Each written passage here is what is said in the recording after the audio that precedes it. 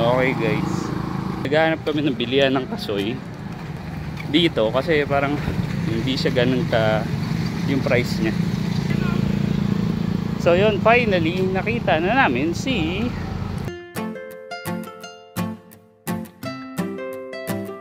sino yun? Si Melbs? Ayun.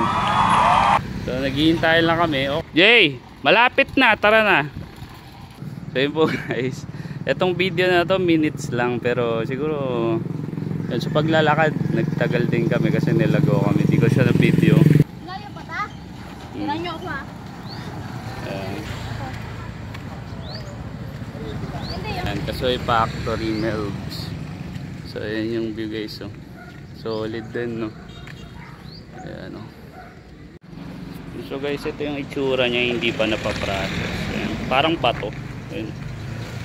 Namumula yung kamay ko yun, no? Ayan. So I believe niro-roast pa siya, tapos bibiyakin, tapos yun pa yung lulutuin. So kaya medyo mahal siya. Ayan. Anong lasa po? Top. Masarap. Mahang. Pero mahang. Ayan, so try natin. Ayan, so naka-display lang siya din. Honey cashew. So dito yung po, ano. parehas na roasted. Ito po yung toasted. Pwede ba kamay na lang? Alam ko ate, nawindang ka, sorry, di ko nabasa kagad yung nakasulat. Masarap. Ito, garlic ata to. Bandi with langka. Bandi po, it means may matamis. Ito, di ba ngayon po matamis, pero ang pinaka-sugar na is honey. Ito na po yung sir. Hindi na po yung sir. Yeah. Sorry. Di ako marunong magbasa ng tanga ko. Sorry. Then, sarap siya. So yun, papasok ko sila factory. Ayun lagay siya. Napakita paano pinaprocess. Hindi tayo maingay guys. Okay, let's go! Thank you! Sorry. Let's go! Thank you! Okay, salamat! Next!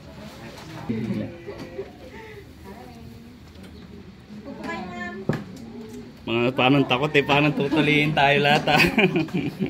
Upo po kayo. So, ang cashew po ay once a year nagpo-produce ng nuts. So, starting po siya ng January hanggang May. So, ngayong buwan po ay patapos na po, malapit na po tapos ang kanyang season. Kaya kami po ay i-back na. So, ito po yung pinakasample ng tree, seedlings ng cashew.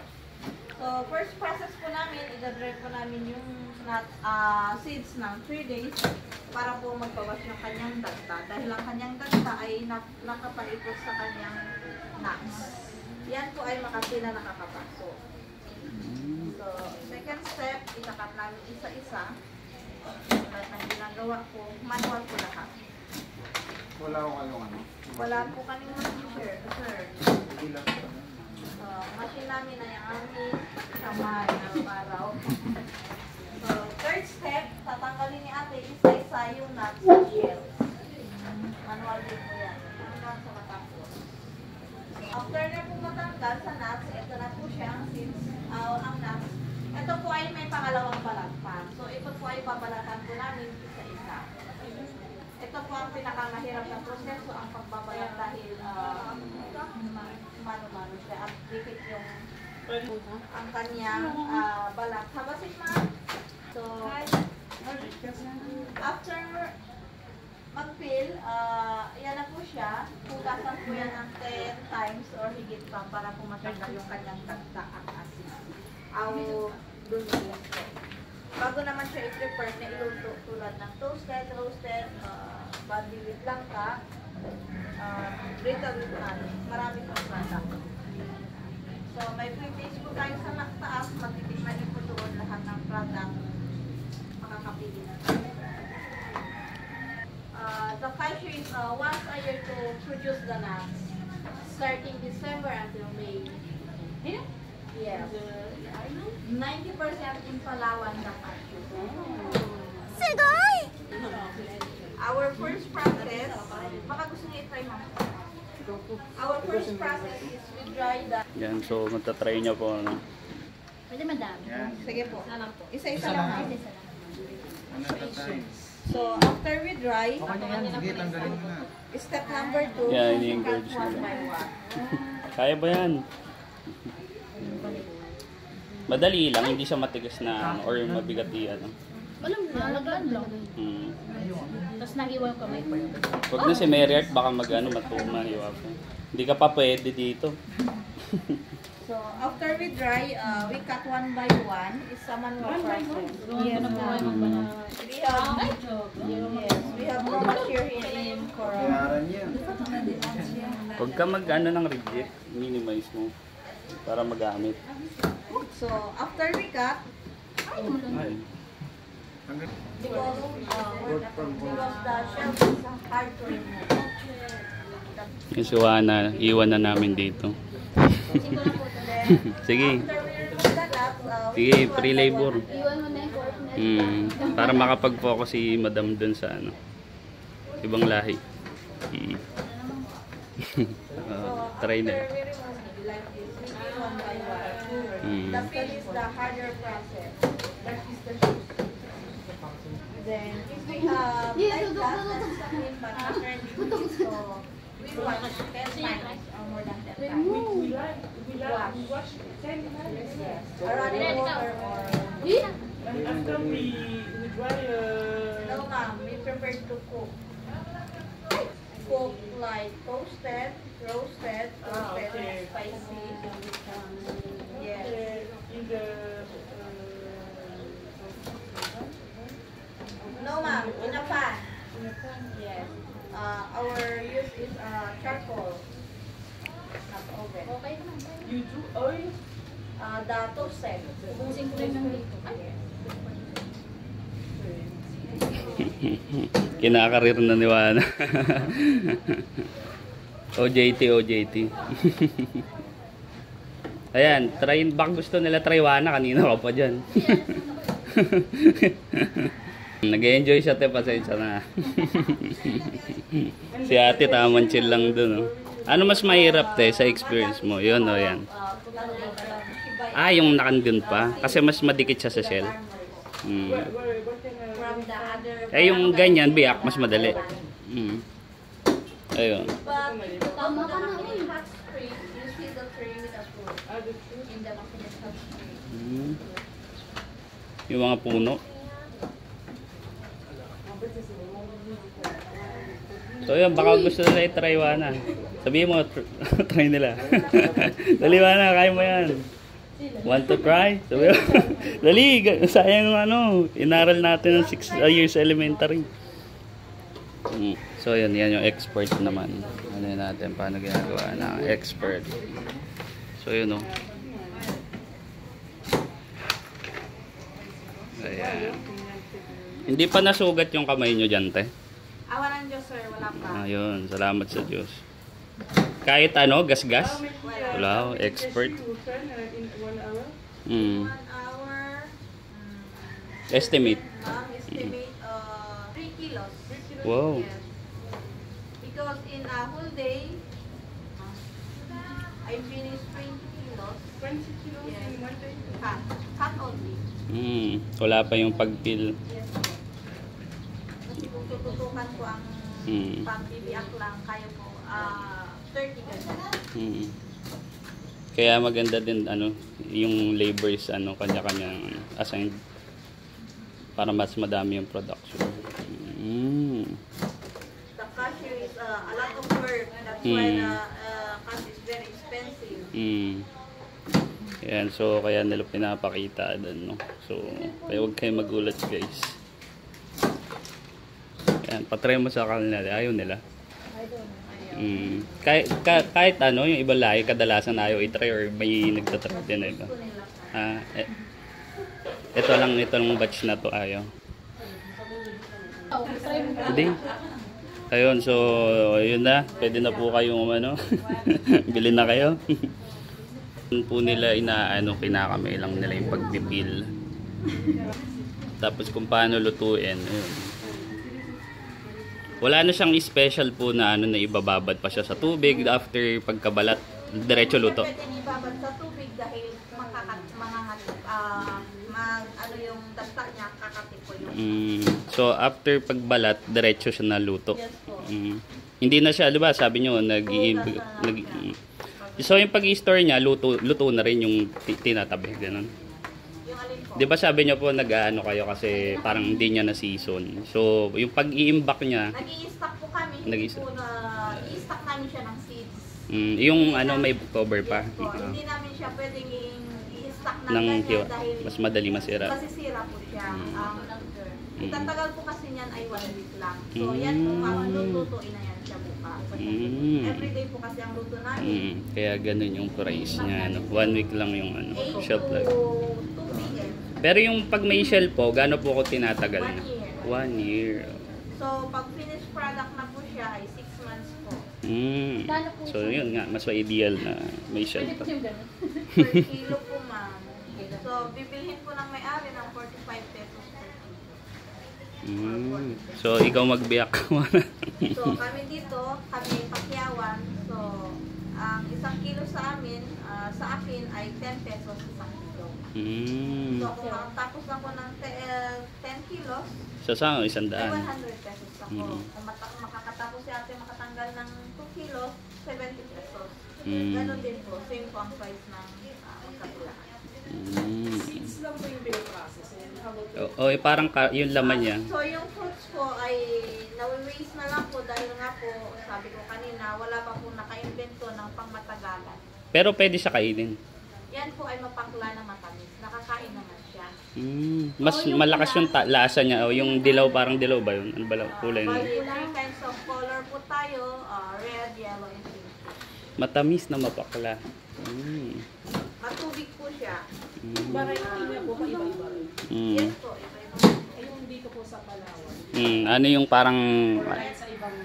Parehas lang po hanggang ang Pilipinas ay ang Palawan po ang pinaka ano ng cashew.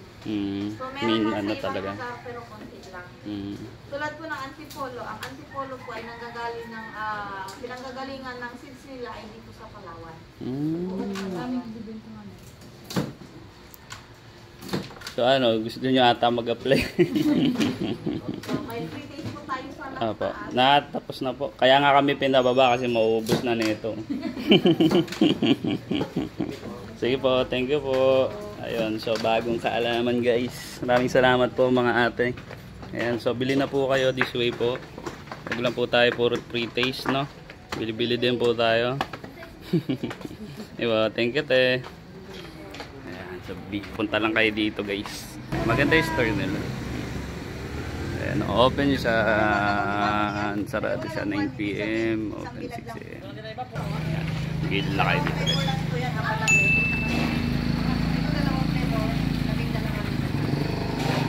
Ayan guys, punta lang kayo dito. Ganda pa ng tanawin. Overlooking. Ayun o.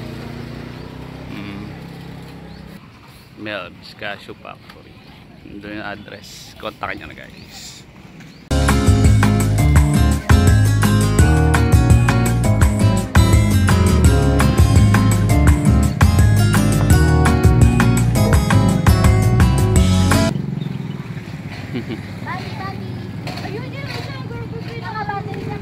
Ayun guys, isa pala sa struggle ko. Yung struggle ko dito is mahirap maghanap ng chicharon. So try natin kung magkano yung chicharon guys. Ayan. So yan, nagbibili-bili sila. May nakita ako dito sa Gedli. Sana mga worth ano lang siya.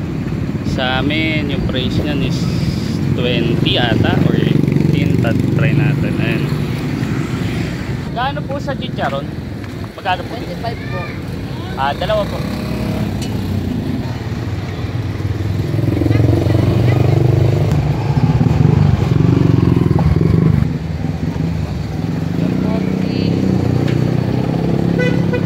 Thank you.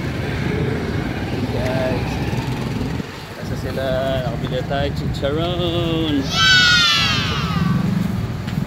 So 25. Konti lang difference dun sa ano. So ang hirap. Ngayon lang ako nakita nagchicharon. Guys, so lakad-lakad tayo sa pa-sundown.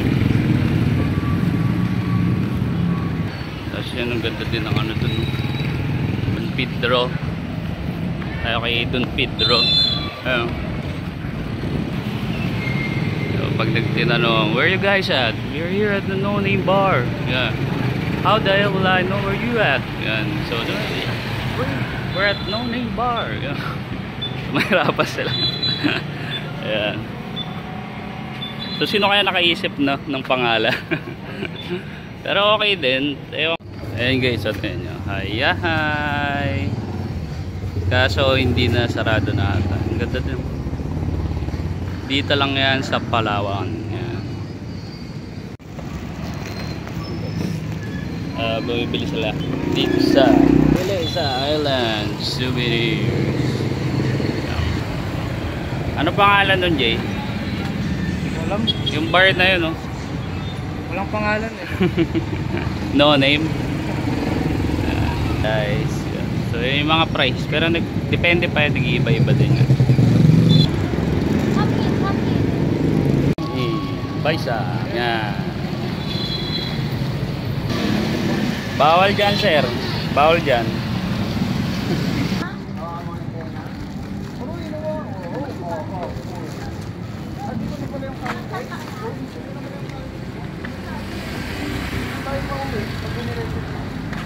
Tao Philippines, mga tao experience. Yan, mga island dogs. Mga maganda dito guys, oh. Nice. So long.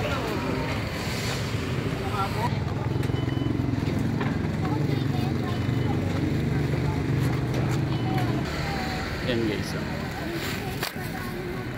Plaza. Yan. Kaya may nagchichill pang mag-jowa. Uy, sana all! This way to Public Market.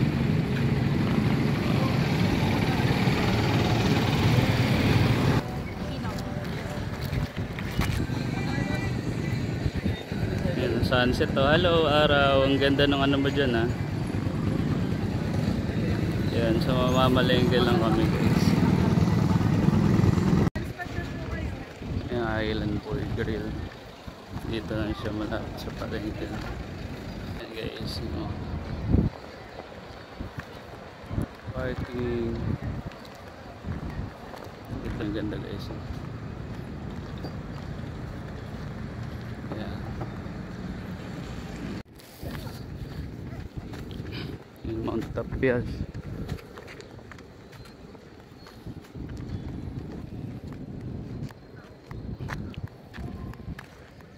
Guys, ang ganda guys, oh.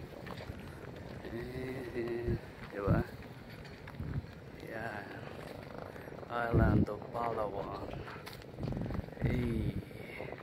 Ang ganda rin witness ang sunset dito, pero the best dun sa Tapias. Yan, ganda guys. Yan lang, naiwan na ata ako ng kasama ko guys. Hindi ko alam bakit gandang ganda ako sa palengke sa Coron. Siguro dahil sa araw, no? Parang sobrang nakaka-refresh ba? Ewan ko ba't kaya nararamdaman ko, no? Basta sobrang nagaganda lang ako sa kanya. Parang siguro sa mga kagaya ng mga bagong experiences na mga nararanasan natin, yung parang paano papunta pa uwi yung mga tao. Kumbaga sabi nga yung every new beginnings comes from some others beginnings, and yun ko, basta yun. So yun, sobrang na-enjoy ko siya kahit hindi sobra, pero yun, thank you Coron. Dahil sasabi, joke lang guys, pauwi na kami. Sila din yung nakasabay namin sa ano, doon sa Cashew. Sila din yun guys.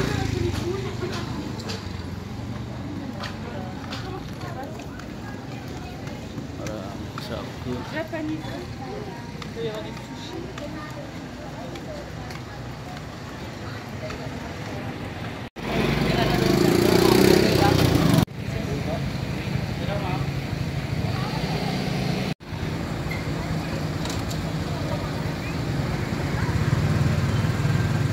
Yan, madami lagi tao dyan pag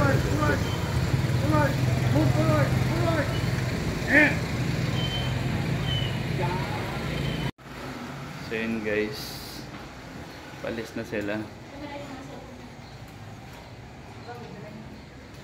Yan o. Ilang days din tayo dito, hindi tayo nakatambay dito sa harap. Yan o. Ayan o. Ang ganda rin o, kulay blue.